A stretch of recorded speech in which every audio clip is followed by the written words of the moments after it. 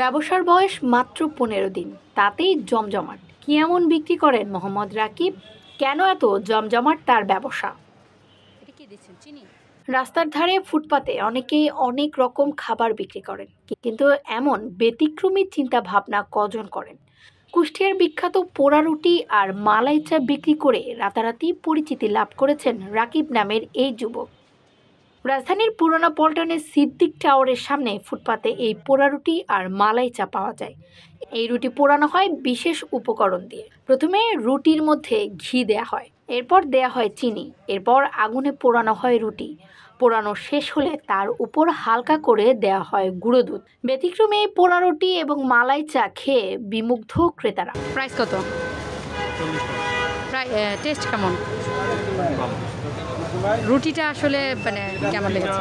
ভালো, তবে উপরের যে কালো অংশটা ওটা এমনি খেলে বেশি ভালো। আচ্ছা, এরপরে যে ভিতরের অংশটা ওটা চালু করে। প্রথম খেলেন, এর আগে এসেছেন? কুষ্টিয়ার বিখ্যাত পোড়া রুটি বিক্রির চিন্তা মাথায় আসলো কিভাবে, এমন প্রশ্নের জবাবে মোহাম্মদ রাকিব জানিয়েছেন, একটু জোরে বলবেন। মোহাম্মদ রাকিব।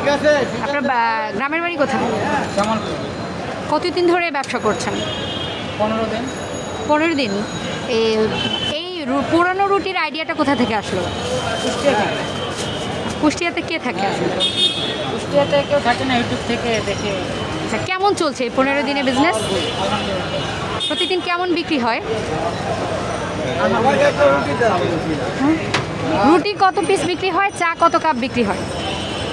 রুটি 60 থেকে 70 পিস। এবং এই রুটি খেতে চাইলে আপনাকে আসতে হবে পুরানা পল্টনে। বিকাল 5টা থেকে শুরু হয় বিক্রি, তবে ক্রেতাদের ব্যাপক চাহিদার কারণে সন্ধ্যা 7টার মধ্যেই বিক্রি শেষ হয়ে যায় বলে জানিয়েছেন রাকিব। ইসরাত জাহান মনিকা, যুগের চিন্তা।